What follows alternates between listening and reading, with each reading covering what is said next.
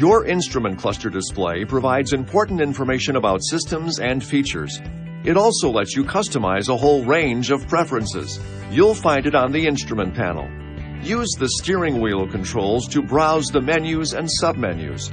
Push the up and down arrow buttons to scroll. Push the right arrow button to select.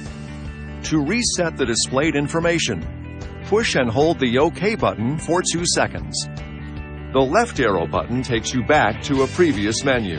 You can learn more about vehicle information, fuel economy, warning message displays, tire pressure, driver assistance features if equipped, trip functions, and much more.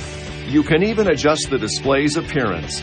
For example, you can customize the information that appears in the display's upper corners and bottom center area.